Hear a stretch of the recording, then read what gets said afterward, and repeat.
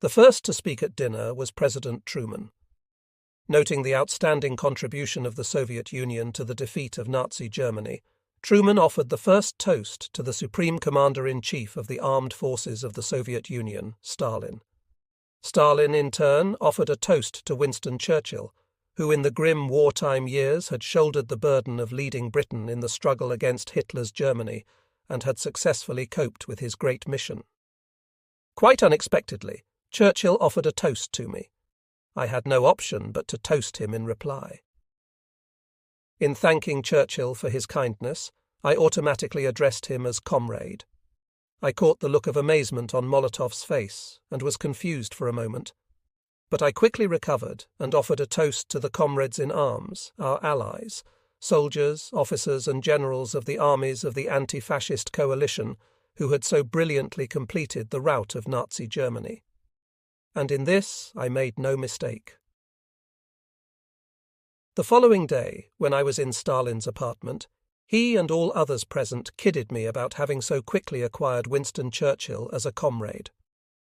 On July 28th, the leader of the British Labour Party, Clement Attlee, who had replaced Churchill as Prime Minister, became the head of the British delegation. In contrast to Churchill, the new British Prime Minister was rather more reserved. However, he continued Churchill's political line without any modifications in the policies of the former Conservative government. During the conference, Stalin reviewed and settled several important matters concerning Germany that I submitted for his consideration. In particular, he approved the decision of the Military Council of the Front on the organization of fishing off the coast of the Baltic Sea. According to the decision, the troops of the former First Byelorussian Front were supposed to catch 21,000 tons of fish in the second half of 1945. Incidentally, this was a very important decision, as the number of livestock in the eastern part of Germany had considerably decreased by the time it was occupied by Soviet troops. Therefore, the supply of fish was of great economic importance for the German population. Just before his departure for Moscow, Stalin familiarized himself with the plan for the return of Soviet troops to the Soviet Union and the progress of the repatriation of Soviet people from Germany. Stalin demanded that every measure be taken to enable the Soviet people to return home as soon as possible. He left for Moscow as soon as the Potsdam Conference was over, having given all the necessary instructions for the implementation of its decisions by the Control Council. To carry out the decision on the distribution of Nazi Germany's navy, a tripartite commission was set up. The Soviet side was represented by Admiral G.I. Levchenko. The British appointed J. Miles and Admiral Burrow, while the Americans named Admiral King. Admiral Levchenko had to make a great effort to get the Allies to implement the decisions and recommendations of the Potsdam Conference. He repeatedly and persistently talked to Field Marshal Montgomery, Admiral Burrow and Eisenhower on this matter, demanding a discussion at the Control Council. In the long run, the matter was resolved, and the Soviet Union received a total of 656 naval ships and various transport vessels, most of which did not need repair. Despite inevitable controversy and differences, the Potsdam Conference on the whole showed a universal desire to lay the stage for cooperation between the great powers, on whose policies so much depended in the post-war years. This was also reflected in the relationships between the members of the Control Council, both during the conference and immediately after it. The Soviet representatives in the Control Council did their utmost to carry out the decisions adopted by the conference. In the early period after the conference, our American and British colleagues too abided by the commitments set forth in the conference's decisions. Unfortunately, this political atmosphere soon changed. A serious impetus to a change in policy was provided by the differences that arose at the conference of the Foreign Ministers' Council in London, especially prompted by Churchill's anti-Soviet Fulton speech. As if by command, the American and British administrations in the Control Council became less compliant in all matters and started unceremoniously frustrating the implementation of concerted Potsdam decisions on all cardinal issues. The good relationships established since the first days in the Control Council between Eisenhower, Montgomery, Koenig and myself as well as between Clay, Robertson, and my deputy for the Soviet administration, Sokolovsky, began to deteriorate. It became increasingly difficult to find ways to settle disputes, particularly when we were dealing with the principal issues.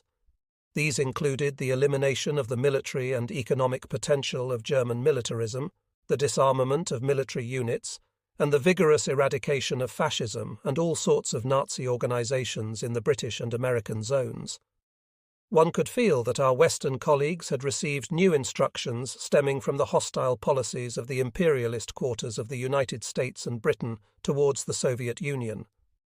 Through repeated checking, we established for sure that despite our protest, the British were still retaining German troops in their zone. I was compelled to submit to the Control Council a memorandum on the presence of organized units of the former Nazi army in the British zone. It reads as follows. In accordance with the declaration regarding the defeat of Germany, signed on June 5, 1945, as well as the decisions of the Potsdam Conference on Germany, all German armed forces or forces under German control, wherever situated, including land, air, anti-aircraft and naval forces, the SS, SA and Gestapo, together with all other forces or auxiliary organizations equipped with weapons, must be completely disarmed. All German land, naval and air forces, the SS, SA, South Dakota and Gestapo, with all their organizations, staffs and institutions, including the General Staff, the Officers' Corps, Reserve Corps, military schools, war veterans organizations, and all other military and paramilitary organizations, together with all clubs and associations which serve to keep alive the military traditions in Germany, shall be completely and finally abolished so as forever to prevent the revival or reorganization of German militarism and Nazism.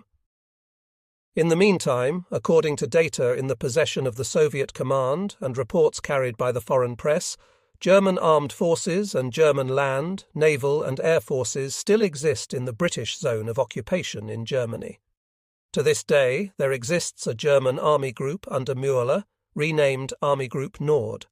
This army group has a field administration and headquarters.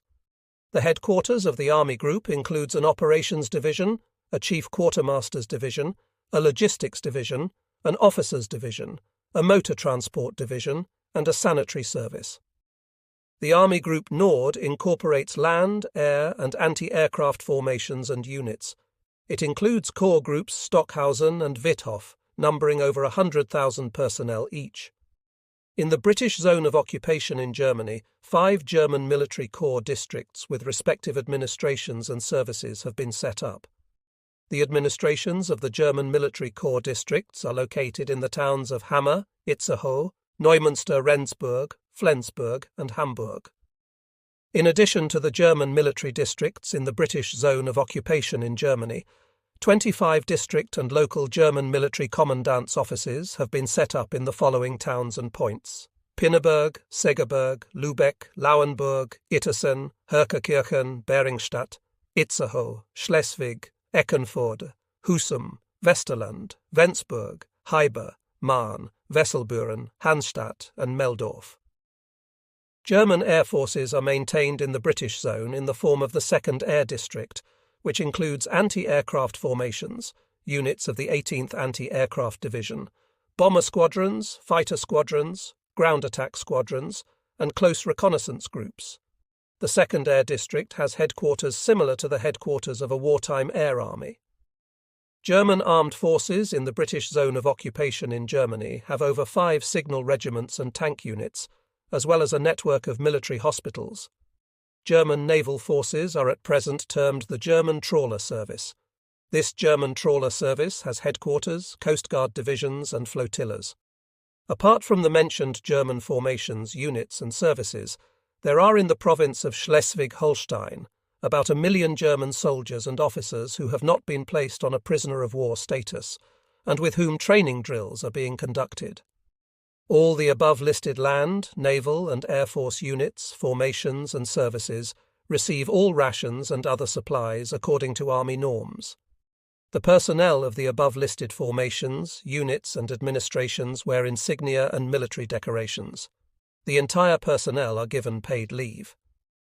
As will be seen from the above, The presence of German military, naval and air force authorities, as well as land, air, anti-aircraft and naval formations, units and services in the British zone of occupation in Germany can be explained by no special features attending the occupation of the British zone. The maintenance in the British zone of occupation of German Army Group Nord, Corps Group Stockhausen, Corps Group Withof, the 2nd Air District, military district administrations at Hammer, Itzehoe, Neumünster-Rheinsburg, Flensburg and Hamburg, 25 military district and local German commandants' offices, signal troops, tank units, is contrary to the decisions of the Potsdam Conference and the declaration regarding the defeat of Germany. The Soviet command deems it necessary to raise the matter of sending a commission of the Control Council to the British zone of occupation for an on-site inspection of the state of affairs regarding the disarming and liquidation of the German armed forces. During the discussion of the memorandum in the Control Council, Montgomery was compelled, under the pressure of facts, to admit the presence of organised German troops in the British zone, allegedly awaiting disbandment or working under his command. He tried to account for it all by technical difficulties involved in the disbandment of German troops. It was at this meeting that we saw plainly that Eisenhower also knew all about it. Later, in November 1945, addressing a meeting of the Control Council, Montgomery boldly declared that the British would not allow the destruction of German military potential, declaring that they would be preserving a German army for the purpose of controlling the population of Germany. At the same time, he emphasized that German military units must serve as a lever for the control of the population. Thus, in the following days, it became necessary to carry out an inspection of the British zone to confirm what had been said. I organized a party of experts and our representative, General Sokolovsky, who had by that time been appointed as deputy commander of the Soviet occupation forces in Germany. We inspected the entire British zone of occupation, going through numerous military installations and interviewing many military men. The same picture emerged everywhere. The German military personnel spoke freely, expressing their dissatisfaction with the decisions of the Potsdam Conference. Most of them were convinced that the Allies had fallen into the trap of communism and were adamant that the time will come when the Germans will take revenge for all that had happened. They were waiting for the orders from their commanders to seize power, as they put it, and to create a German Reich again. In December 1945, a new American and British ultimatum was issued, insisting on the limitation of the Soviet presence in Germany, as well as on the cancellation of the Soviet command's leading role in matters of disarming the German armed forces. The ultimatum read that the Americans and the British would tolerate no more disbandment of the German army, nor would they permit the Soviet Union to influence the political processes in Germany. In January 1946, we convened a meeting of the Control Council. For the first time, I expressed my concerns regarding the situation that had arisen in Germany and that had escalated as a result of the deterioration of relations between our countries. This was the time when tensions between the Soviet Union and the Western powers had intensified. In particular, I stressed that the policies of the Anglo-American bloc on the issues of German disarmament posed a threat to peace in Europe and the world, and should be overcome at all costs. Otherwise, there could be a new European war. Eisenhower was unable to find a rational argument to counter my position. He and Montgomery made a show of putting forward proposals for settling the problems that arose, but this was done solely in order to delay the inevitable. In March 1946, I received information that the Anglo-American Command was preparing a new military operation against the Soviet Union. I immediately informed the Soviet leadership and proposed that we create a common front against the planned aggression. Unfortunately, the leadership of the Soviet Union was then inclined to expect a reasonable cooperation with the Anglo-American Command and saw no threat of a new war. It was only later that we learned about the newly developed plans of the Americans for the remilitarization of Germany, which culminated in the beginning of the Cold War.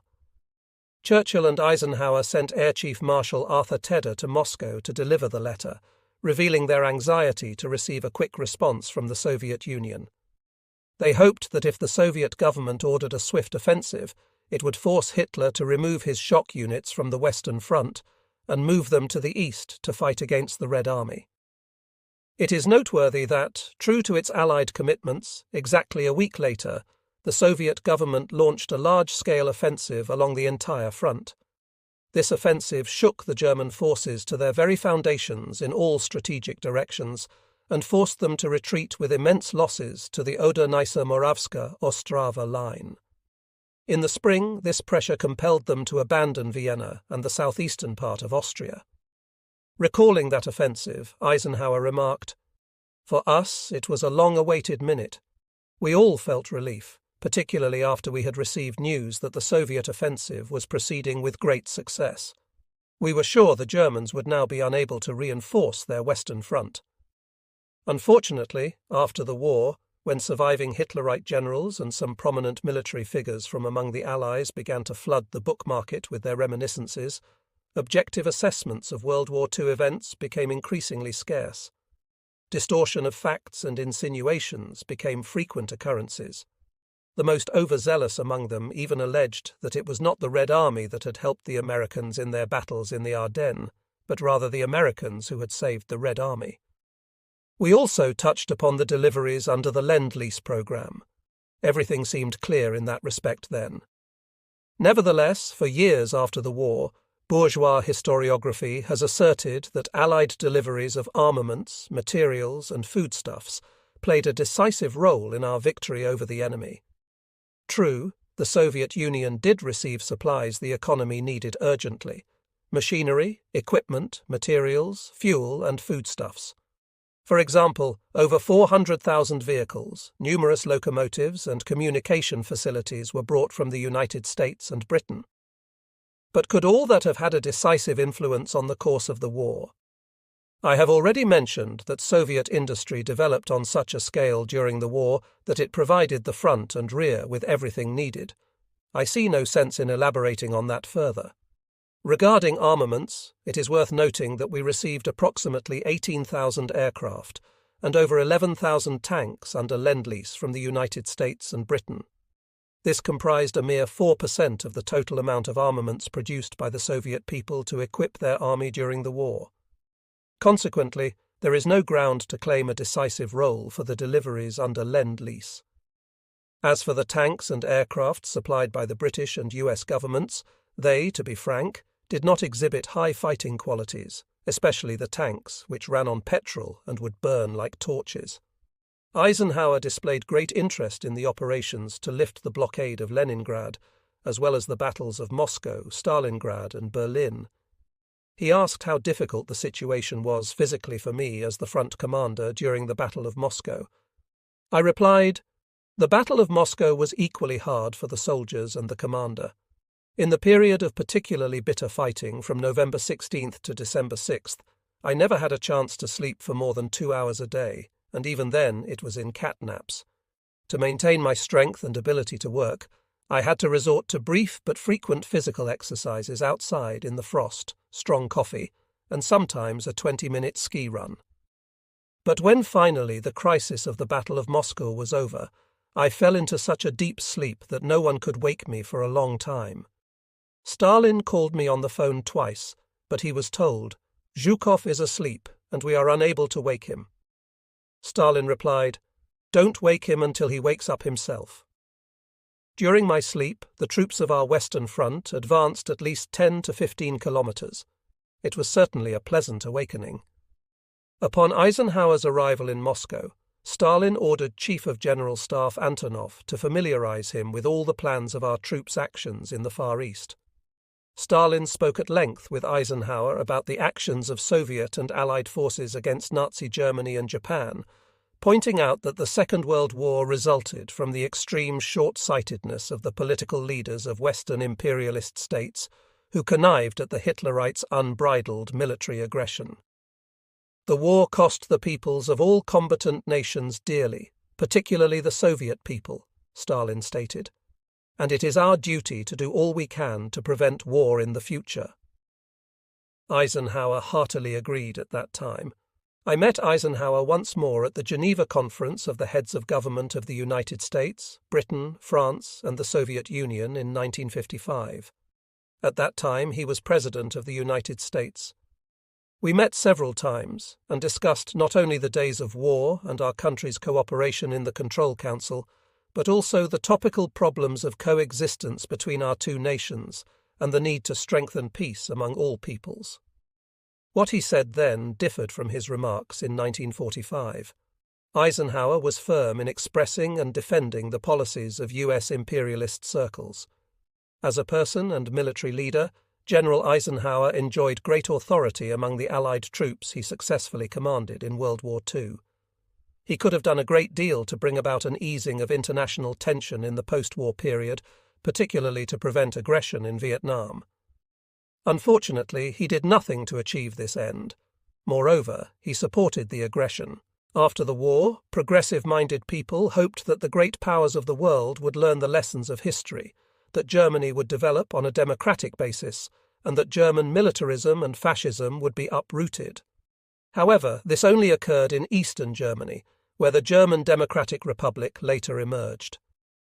When the Soviet armed forces liberated the countries of Eastern Europe from fascist occupation, their peoples took firm control of state power and shaped life in their countries along democratic lines. The East European democratic countries clearly viewed the Soviet Union as their savior from fascism and regarded it as a reliable guarantee for their future against any encroachment on their destiny by aggressive forces. The situation that had developed by the end of the war tested the political parties and leaders in Western countries, assessing their political foresight. The question was whether they would lead their countries along the path of friendship among nations or pursue a policy of hostility to other nations. Guided by Lenin's principles, the Soviet government and our party adhered to a firm policy of peaceful coexistence with all countries and did everything possible to strengthen peace and cooperation. Shortly after Eisenhower's visit to the Soviet Union, Molotov called me in Berlin. "There is an invitation from the U.S. administration for you to visit the United States. Comrade Stalin believes that such a visit may be useful. What do you say?" I agree. After one of the Control Council meetings, General Eisenhower approached me. "I am very glad, Mr. Marshall, that you will visit the States," he said. "I am sorry circumstances do not permit me to accompany you on your flight to Washington. If you don't mind, my son John, General Clay, and others from the headquarters of the U.S. Supreme Command will take care of you." I agreed.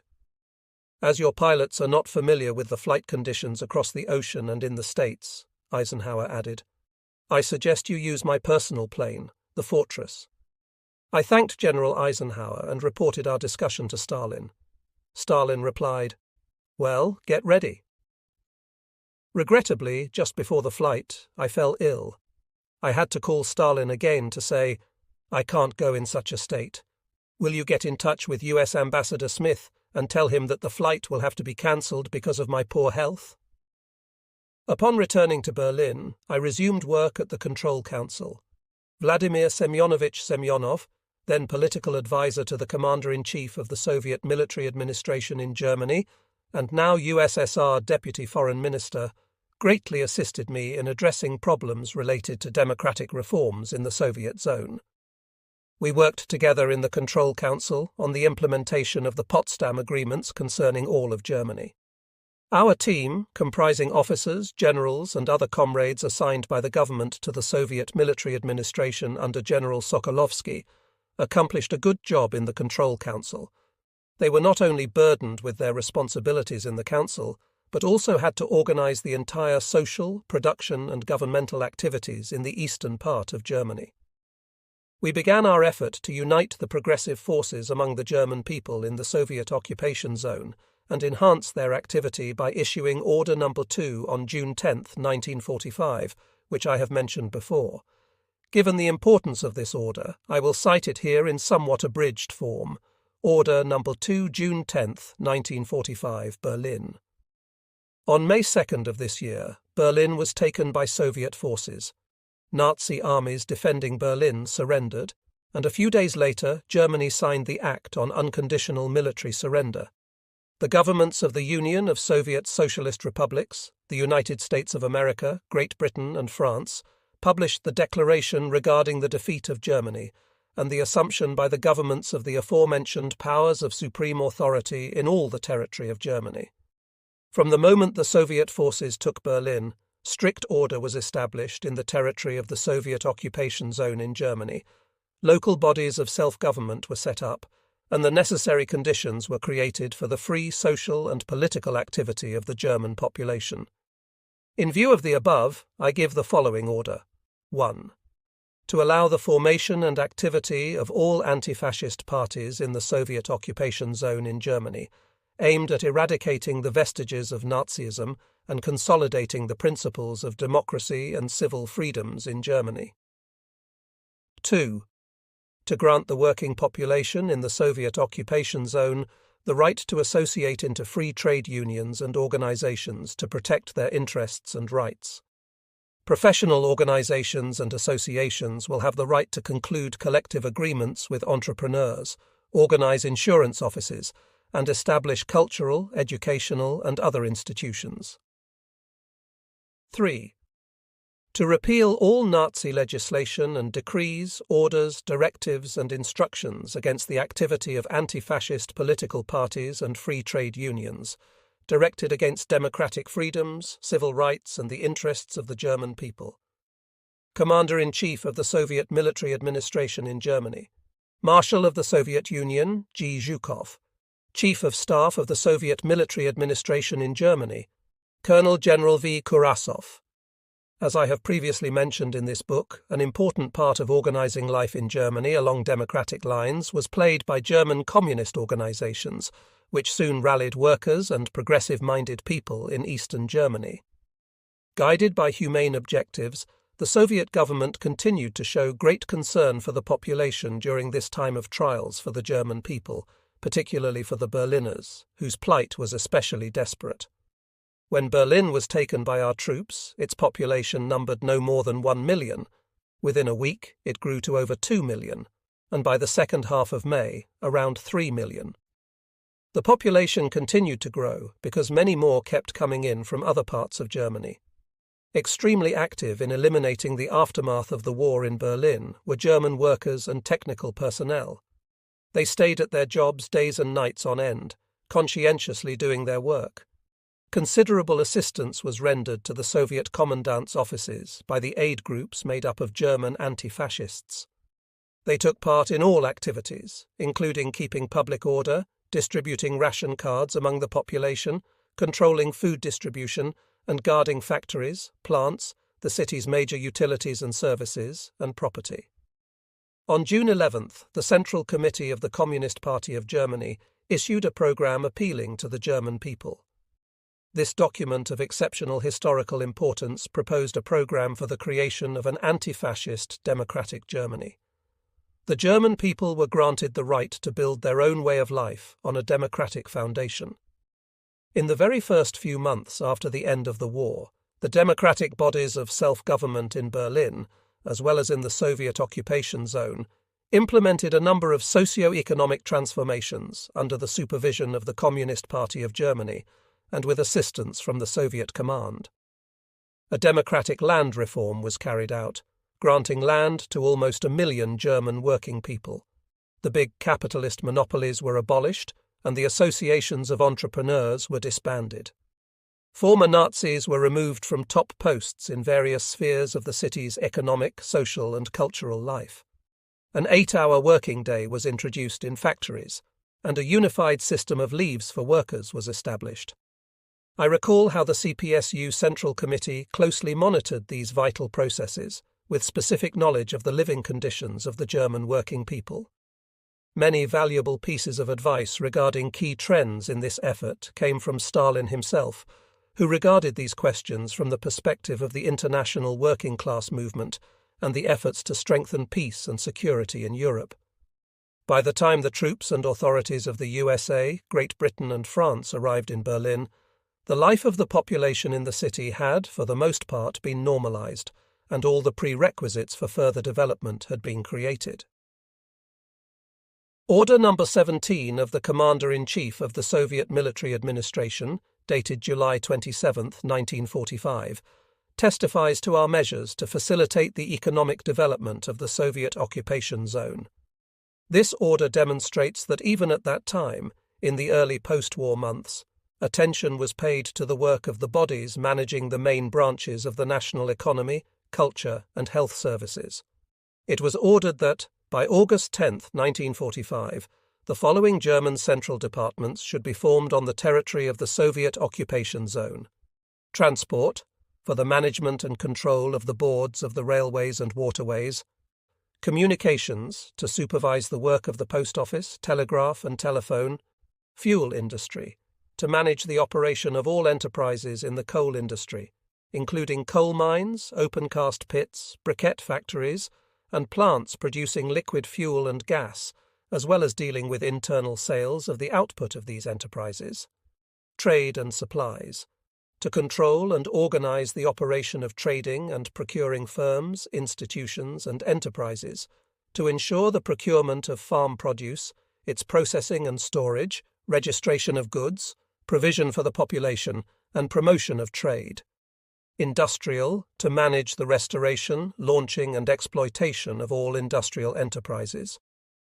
Agricultural, to manage and control agriculture and forestry, and also the enterprises of the farm industry; Financial, to control the operation of all finance and credit institutions; Labor and Social Security, to regulate payment for labor, the utilization of manpower and engineering and technical personnel, and to supervise the trade unions and social security bodies; Public Health, to manage public health bodies, medical institutions and schools of medicine, and enterprises of the pharmaceutical industry; Public Education, to supervise schools, orphanages, nursery schools, educational establishments, arts, scientific and cultural and educational institutions; Judicial, to control the operation of all offices of the public prosecutor, the courts, and the organs of justice; Commander-in-Chief of the Soviet Military Administration; Commander-in-Chief of the Group of Soviet Occupation Forces in Germany;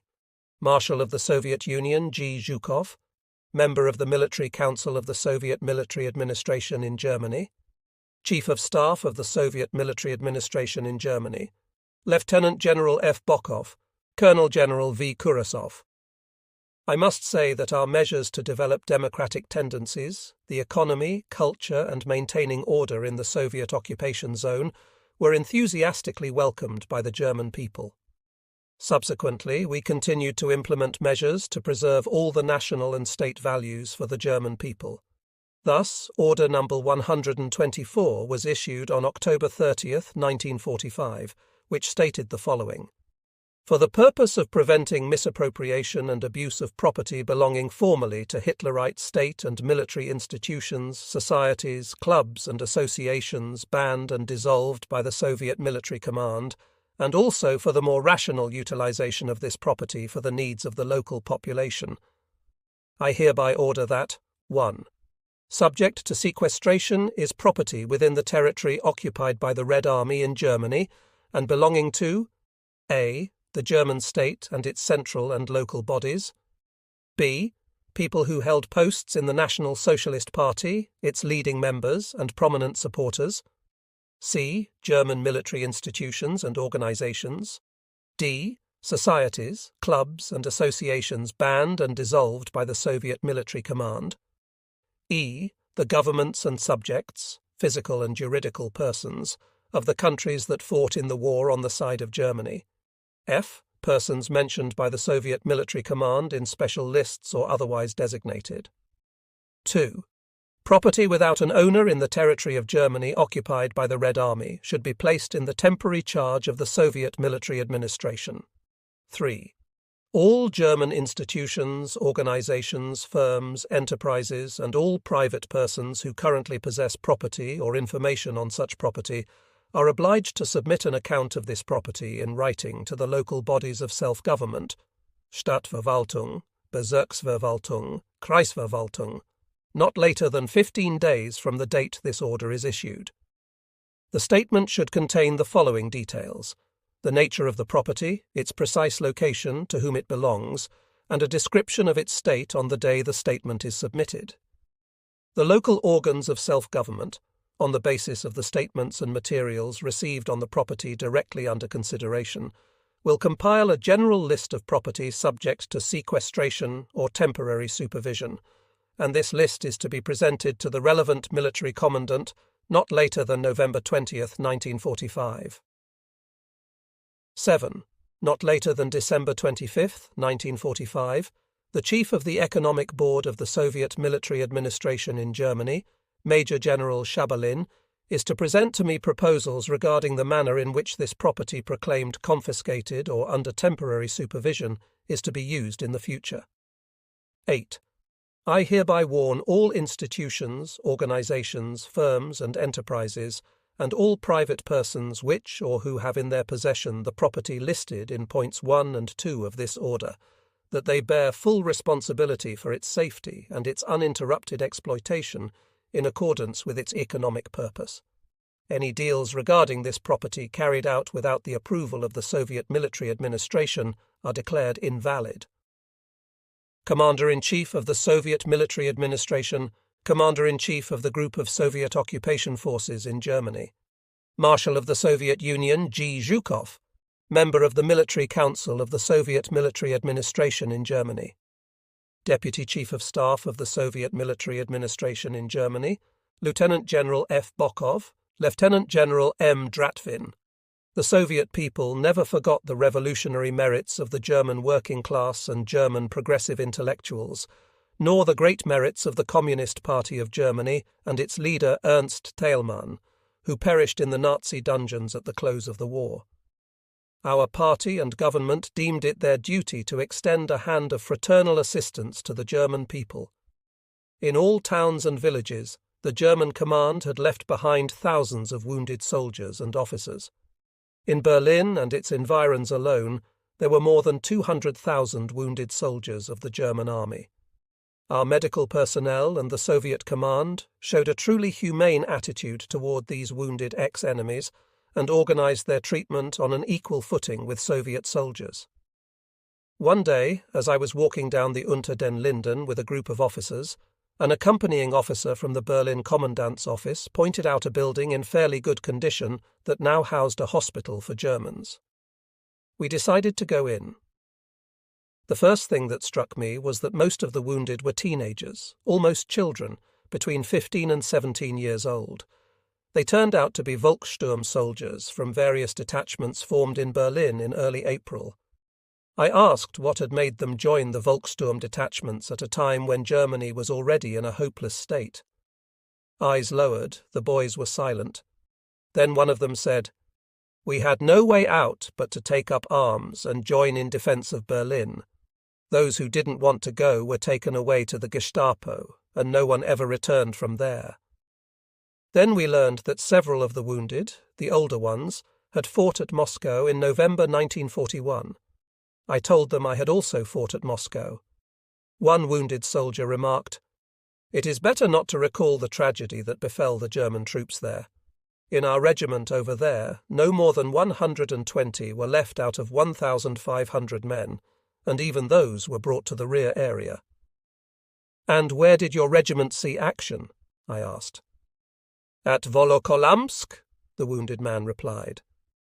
"So you and I are old acquaintances then," I said. The same man asked, "Would you tell us where and in what sector you fought, Herr General?" I told them I had been in command of the troops of the Western Front at Moscow. We inquired about their food and the way the Russian doctors were treating them. There was a chorus of praise for the food and care provided by the Soviet medical personnel. One of our doctors remarked, "The Germans used to kill off our wounded, and now we are losing sleep trying to nurse you back to health." "It wasn't the ordinary Germans who did that," a wounded old man said. "It was the German Nazis." "Are there any Nazis among you?" I asked. There was silence. I repeated my question. Silence again. At last, one soldier in his 50s rose, and walking up to the bed of another man, nudged him in the back and said, "Turn around."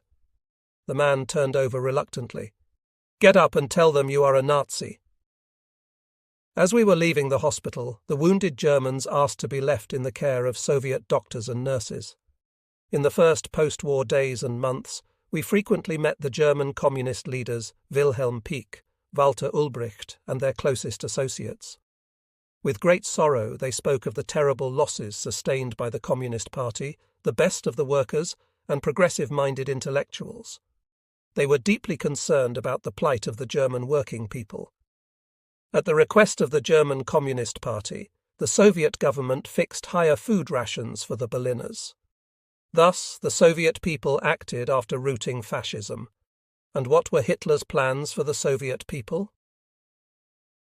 In preparing for the capture of Moscow, Hitler issued a directive that I want to recall once again.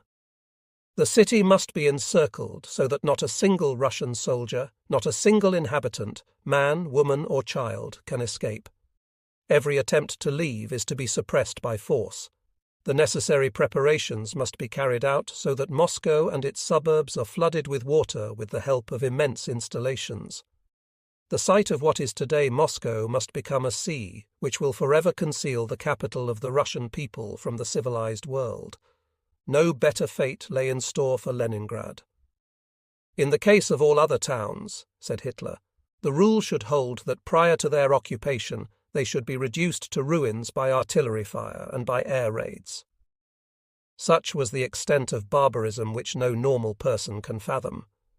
To be frank, when the war was still on, I was fully determined to get even with the Germans for all their cruelty. But when our troops had routed the enemy and entered German territory, we checked our wrath. Our ideological convictions and internationalist feelings did not allow us to give vent to blind vengeance. At the end of March 1946, when I returned to Berlin after the session of the Supreme Soviet, I was asked to telephone Stalin. The government of the USA has recalled Eisenhower from Germany, leaving General Clay in his place. The British government has recalled Montgomery. Perhaps you should return to Moscow as well. Agreed. As regards my successor, I suggest that General of the Army Sokolovsky be appointed Commander-in-Chief of the Soviet occupation zone. He is better acquainted with the work of the Control Council than anyone else and knows the troops well. All right, we'll think about it here. Wait for instructions. 2 or 3 days later, Stalin rang me up late in the evening. Inquiring whether his call had woken me up, he said, "The Politburo agrees to appoint Sokolovsky in your place. Leave for Moscow after the next meeting of the Control Council. The order regarding Sokolovsky's appointment will follow in a few days' time." "Just one more question," Stalin continued. "We have decided to do away with the post of First Deputy of the People's Commissar for Defense and have a deputy to deal with general questions instead. Bulganin will be appointed to this position. Vasilevsky is appointed Chief of General Staff. We are thinking of appointing Kuznetsov Commander-in-Chief of the Navy. What post would you like to have?" "I shall work at any post the Central Committee of the party considers most expedient for me.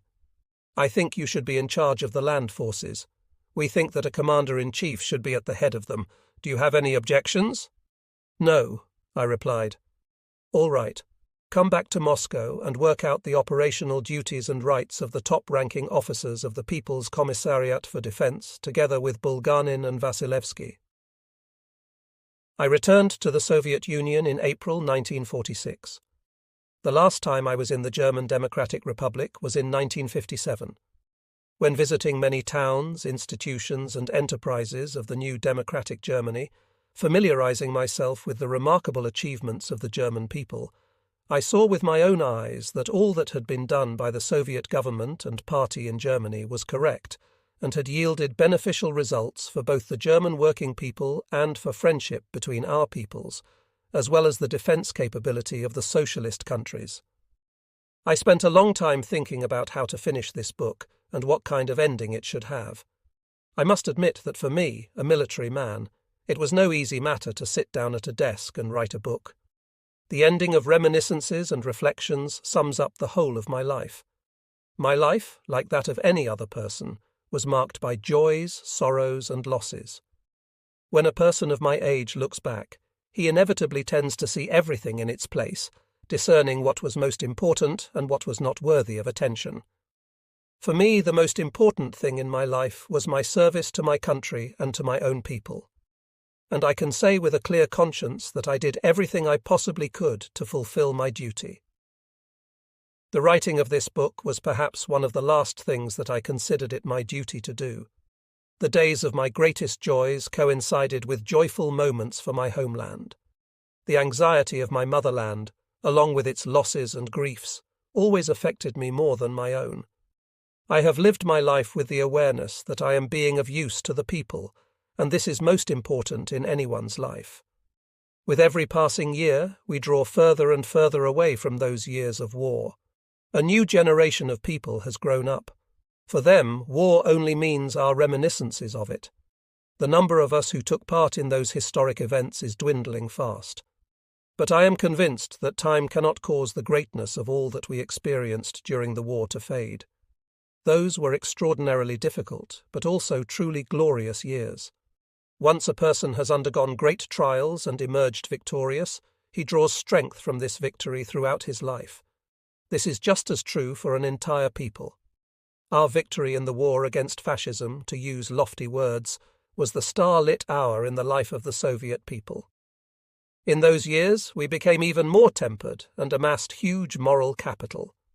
When looking back, we shall always remember those who did not spare themselves to attain victory over the enemy of our motherland. The Great Patriotic War was an armed clash between socialism and fascism, the most reactionary and aggressive force of imperialism. It was a nationwide battle against a malicious class enemy who encroached upon what is dearest to all Soviet people, the gains of the Great October Socialist Revolution and the Soviet power. The Communist Party raised our country and the multinational Soviet people to a resolute armed struggle against fascist invaders. From the very first to the very last days of the war, I served in the Stavka of the Supreme Command, and I witnessed the tremendous organizing effort made by the Central Committee of the party and the Soviet government in mobilizing the people, the armed forces, and the national economy to rout the Nazi hordes. I wish to state outright that we could never have triumphed over the enemy had we not had such an experienced and trustworthy party as Lenin's party, the socialist state and social system, the mighty material and spiritual forces of which made it possible to rebuild the country's entire life within a short span of time and create prerequisites for the rout of the armed forces of German imperialism. The enemy pinned his hopes on fomenting national strife, resulting in the collapse of the multinational socialist state. His hopes were in vain.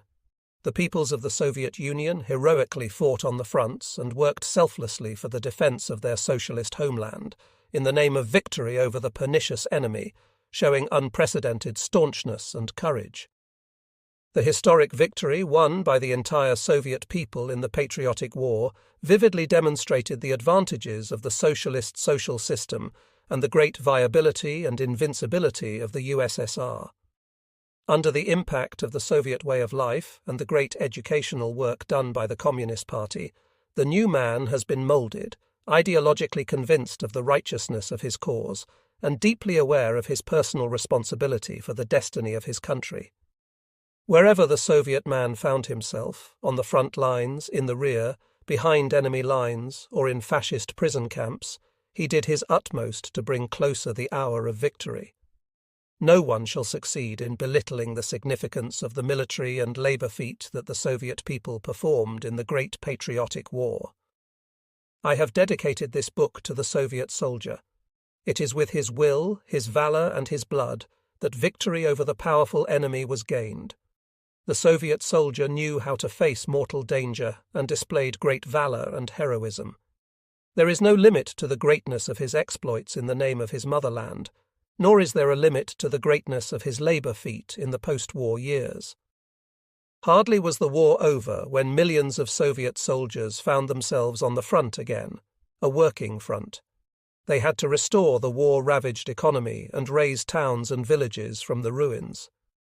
The greatness of the historic victory of the Soviet Union over Nazi Germany lies in the fact that the Soviet people did not only defend their socialist state, but also selflessly fought to attain the working-class internationalist proletarian goal, delivering Europe and the rest of the world from fascism and bringing long-awaited peace to the peoples exhausted by the war.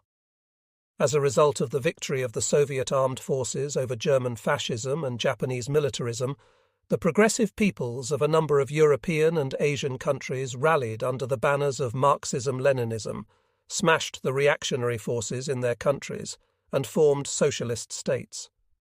Today, together with the Soviet Union, they form an indestructible fraternal union of the socialist community, whose strength is a reliable guarantee against any political and military ventures.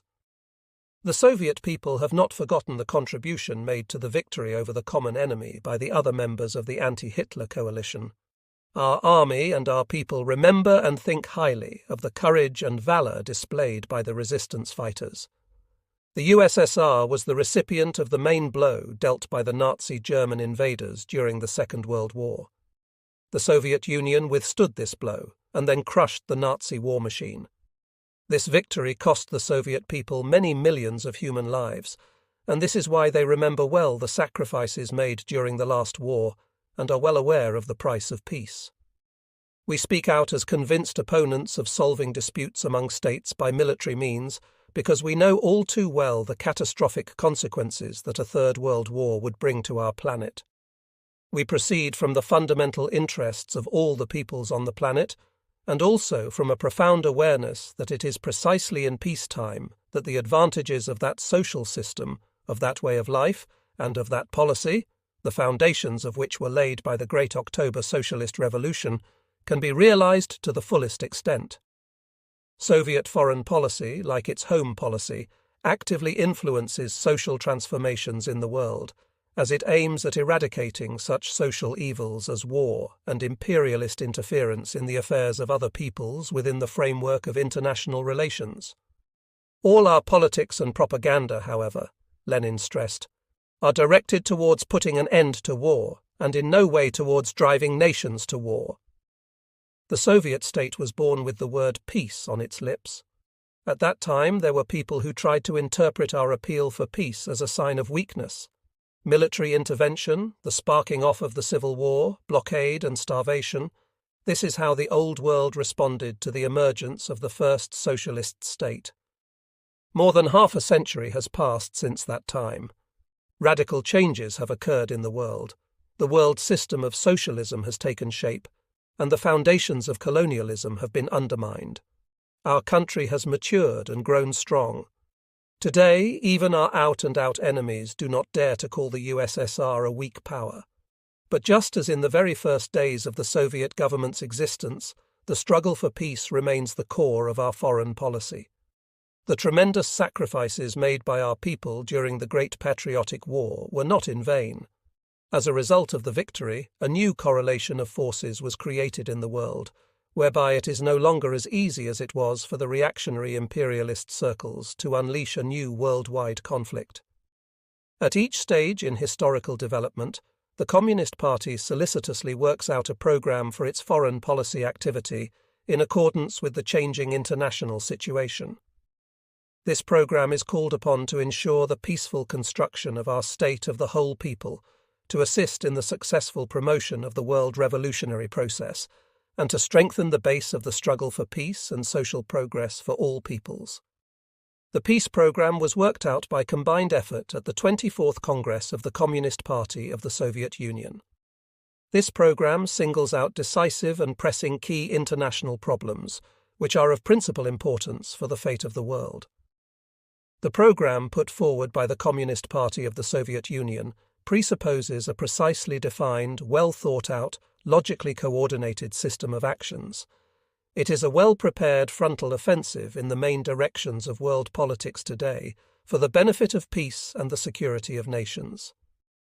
The fundamental peculiarity of the peace program consists in its being addressed not solely to governments, but also directly to peoples. People at large find it appealing because it furnishes a businesslike answer to the most burning questions in international life, and this has ensured it the support of peace-loving states and the multi-million-strong popular masses throughout the world. Soviet people fully approve and support the tireless activity of the Central Committee of the Communist Party of the Soviet Union and the Soviet government to implement the peace program. It is precisely thanks to these efforts, supported by all people of goodwill, that a halt was put to US aggression in Vietnam. It is precisely thanks to these efforts that an important turning point came about in foreign affairs, the changeover from the Cold War to détente, to the peaceful coexistence of states with different social systems. Strictly speaking, it had always been possible to develop relations between the USSR and the Western countries, including the USA, based on principles of peaceful coexistence. The early post-war years had been an especially promising time for this. We had fought shoulder to shoulder against a common enemy. At that time, many people, myself included, thought that relations between the members of the anti-Hitler coalition after the war would be typified by trust and cooperation for the benefit of peace and the security of nations. Indeed, if our cooperation had played the decisive part in gaining victory over a common enemy, why could not this cooperation be furthered and expanded when the war ended? But there were anti-popular forces in the world to whom it was of greater advantage to wield international relations to exacerbate tension and wage the Cold War. It took almost a quarter of a century for the heads of a number of Western countries to realize that there is no future in the policy of strength. The Soviet Union is a peaceful state. Our people's short and long-term goals serve the cause of building communism in our country. We do not need war to attain this.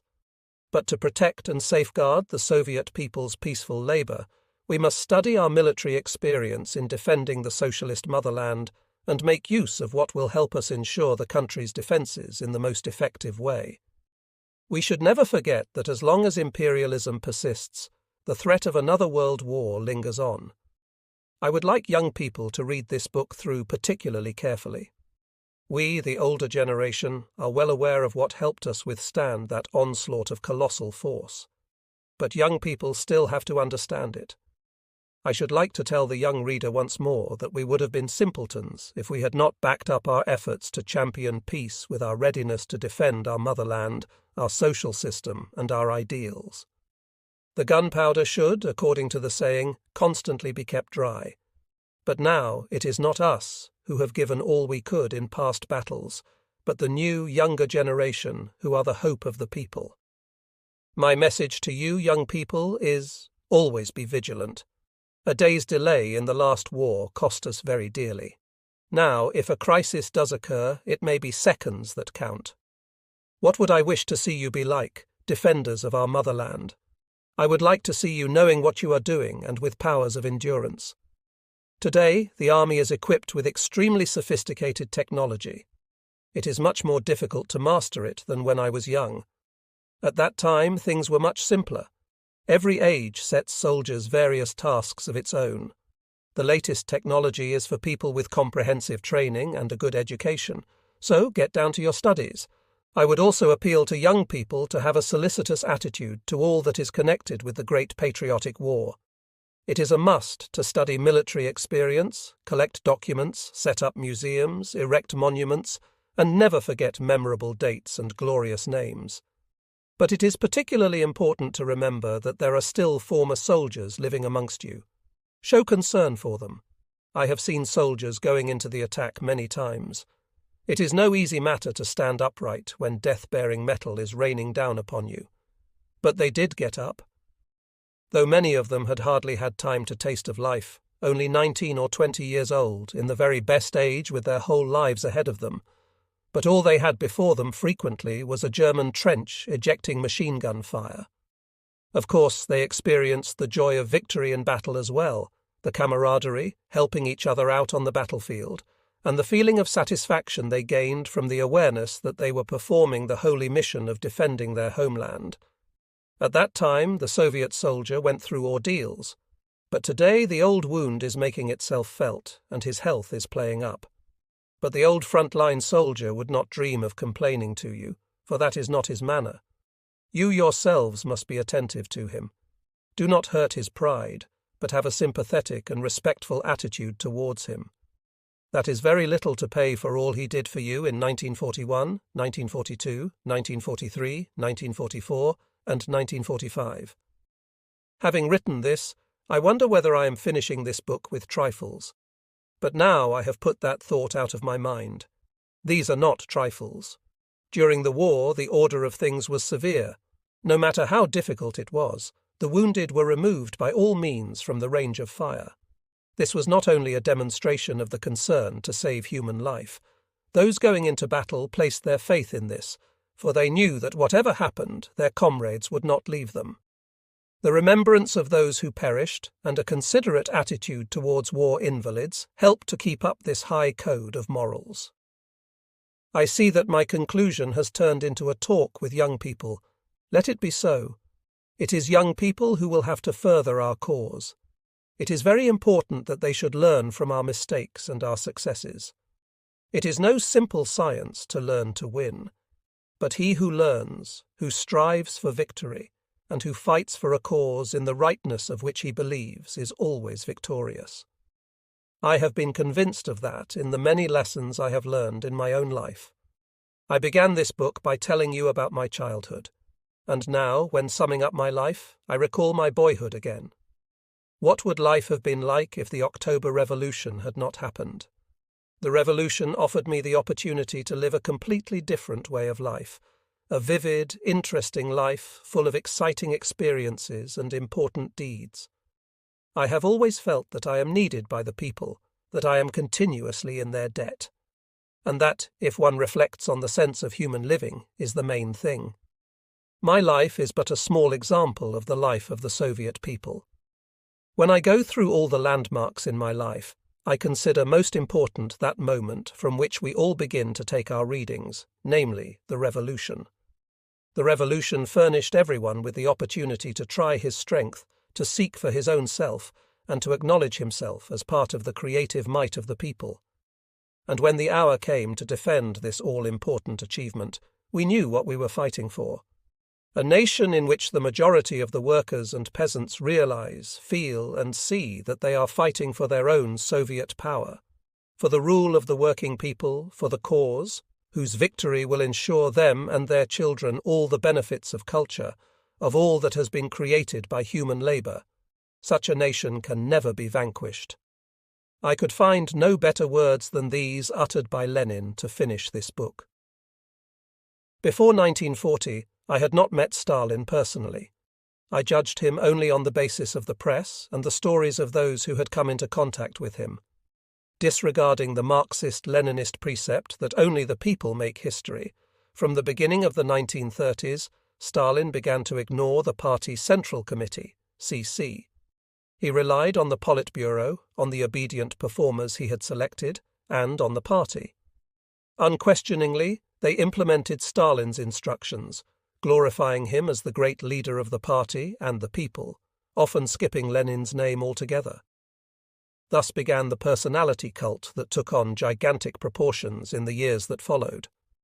An idol was created and propagated by such idolaters as Beria, Voroshilov, Malenkov, Molotov, Kaganovich, Zhdanov, Bulganin, and Shkuratov, not to mention the leaders of Republican and regional organizations who praised Stalin's prowess in every way. Anyone who was in any way opposed to the personality cult or disagreeable to Stalin was quickly removed. Times were especially hard for the party and the people in 1937, 1939, when, because of the fear and neglect of the Politburo, Stalin was able to squander many thousands of party workers and military officers who were talented leaders and devoted patriots of the motherland. Stalin cannot, of course, be forgiven for ruining the lives of many thousands of innocent people whose families and children's lives were also crippled. But it wouldn't be fair to blame just Stalin.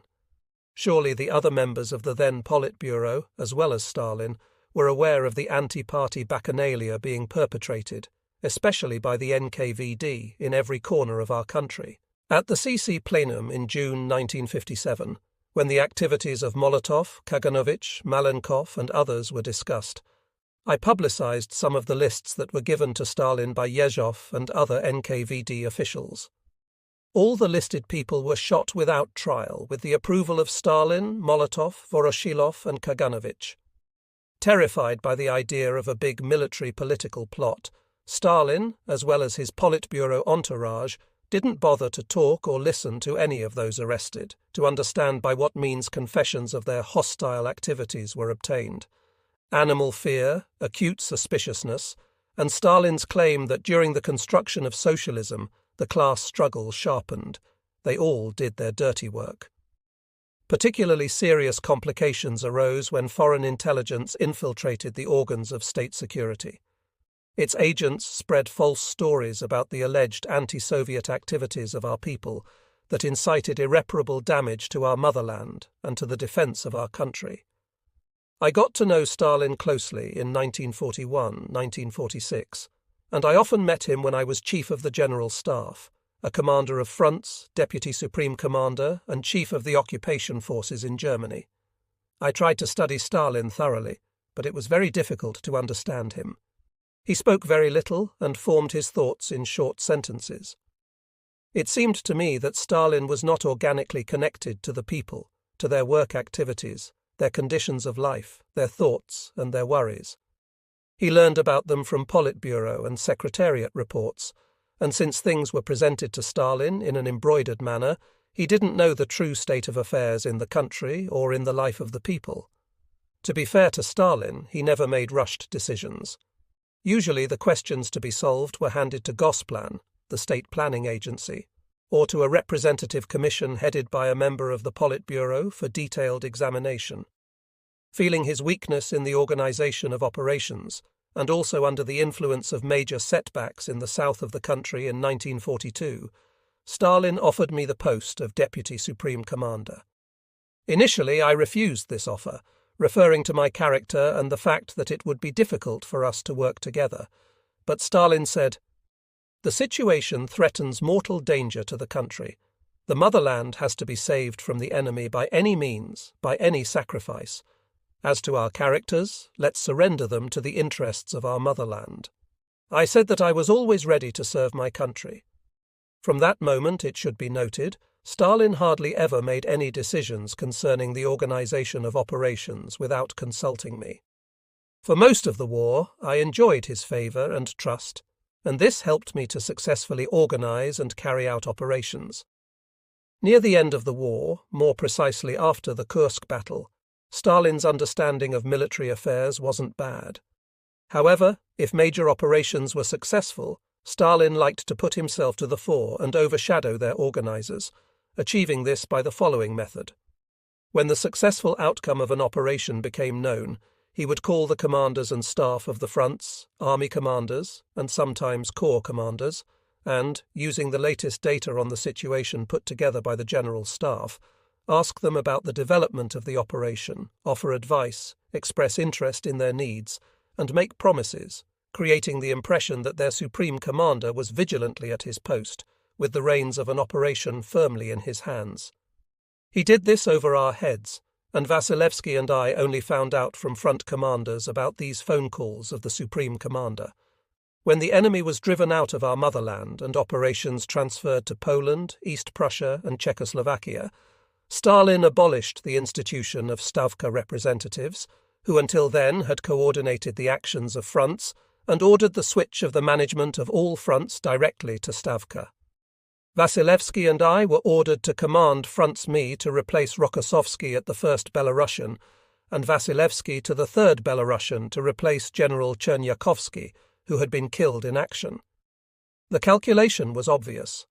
Stalin wanted to crown a glorious victory over the enemy with himself in direct command, that is, to repeat what Alexander I had done in 1813 when he removed Kutuzov from supreme command and made himself the supreme commander so that he could parade on a white horse into Paris at the head of the valiant Russian forces that had destroyed Napoleon's army.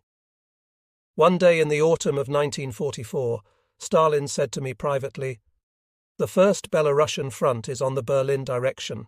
We are thinking of placing you in command of this important direction, with Rokossovsky being relocated to another front."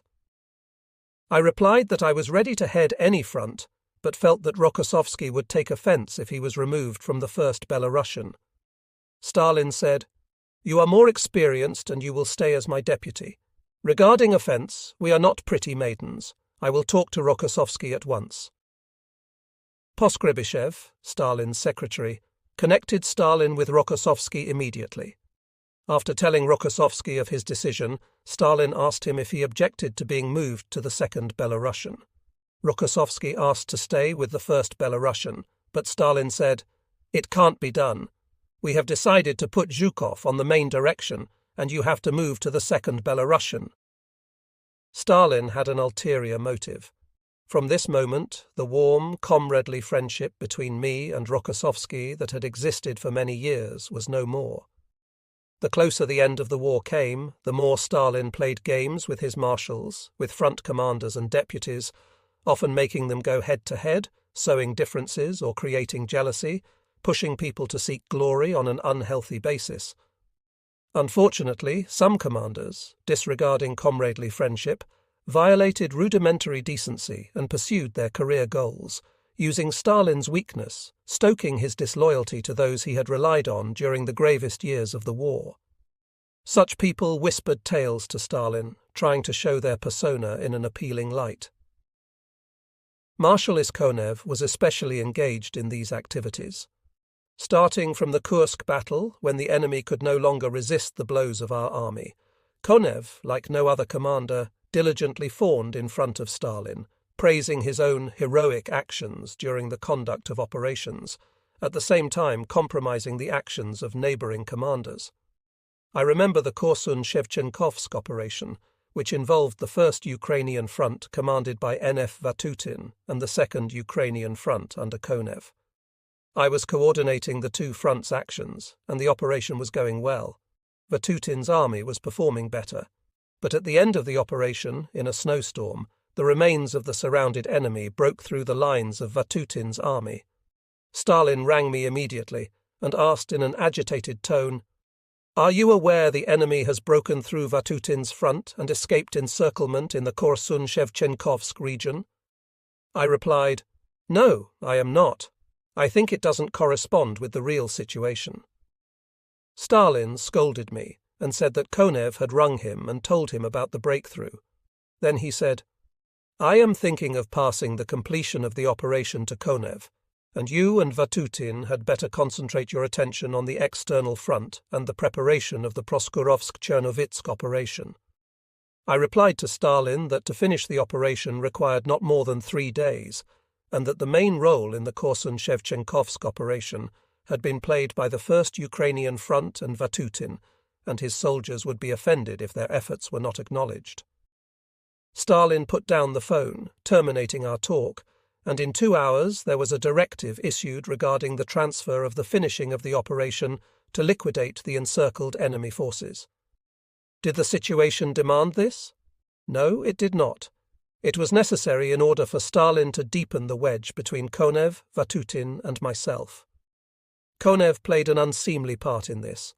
Knowing my conscientiousness during subsequent operations, Stalin tried more than once to set me, Konev, Rokossovsky, and others against each other. He slandered me to Vasilevsky and vice versa, but Vasilevsky, being quite a decent person, didn't respond to Stalin's provocation. Why did Stalin find this necessary? Now, I think that it was all done intentionally, the aim being to disunite the friendly collective of the higher command, whom he had begun to fear because of the unfounded defamatory slander of Beria and Abakumov. At the end of April 1945, the Berlin operation, which ended the war, was in progress. Successfully breaking through German defences on the Oder and destroying their first line of defence, troops of the 1st Belarusian Front met with the hard-fought resistance of the enemy at their second line of defence, which was situated at the Silo Heights, which were awkward for our troops to attack. In order not to break off the operation and not give the enemy the possibility of beating off our attacks on the Berlin direction, I decided to involve in battle immediately the 1st and 2nd tank armies to ensure the defeat of the enemy on the Silo Heights. On the evening of the 17th of April, Stalin rang me. At this time I was at Chuikov's 8th Army Command Post. Stalin said, "It turns out that you underestimated the enemy's strength on the Berlin direction. I thought you would already be approaching Berlin's outskirts, but you are still at the Silo Heights. Konev's actions have begun more successfully. Shouldn't we change the boundaries between the fronts and turn the main forces of Konev and Rokossovsky towards Berlin?" I replied. "It's not bad that the enemy sends all his reserves from Berlin to meet my troops. We will defeat them away from Berlin, and this will simplify and speed up the taking of Berlin. Regarding the more successful start to the actions of the First Ukrainian Front, there are very few enemy troops there, but the enemy will have to send more troops to meet Konev, and then the tempo of his advance will slow down. The front's boundaries shouldn't be changed. Konev's main group should move quickly to the Elbe to the capture of Thuringia, and then prepare to be thrown at Prague. I think that no later than the 22nd of April will my front's troops enter Berlin. As to Rokos Ovsky, he will be able to conduct a forced crossing of the Oder with his main forces by the 22nd of April, but he won't be able to move into the Berlin region with his group, and anyway, it is not necessary." After an hour, I phoned General A.I. Antonov, the chief of the General Staff, and asked him why Stalin had become worried about the fate of the Berlin operation. Antonov said, "I am not in the picture. I just know that Konev rang him and reported about the successful development of his operation." At the beginning of March 1946, Stalin rang me in Berlin and said, "Bulganin has presented me a draft proposal on the post-war restructuring of the management of the armed forces. You are not among the key leaders of the armed forces. I consider it wrong. What post would you like?" Vasilevsky expressed his wish to be the chief of the General Staff. "Would you like the post of chief of our ground forces? They are the most numerous?" I replied that I hadn't thought about this question and that I was ready to do any work entrusted to me by the Central Committee. Stalin continued, "At the same time, he, Bulganin, has presented a draft proposal on the position of the People's Commissariat of Defense. I would like you to come and work on it together with Bulganin and Vasilevsky." A couple of days later, I was in Moscow and I called on Bulganin. He was obviously troubled, knowing, it seems, about my conversation with Stalin. After looking at the draft on the People's Commissariat of Defense, I had serious disagreements with Bulganin about the legal position of our armed forces' top commanders and that of the Commissariat's first deputy. According to his draft, commanders would for all practical purposes deal not directly with the People's Commissar for Defense, Stalin, but with his first deputy, Bulganin,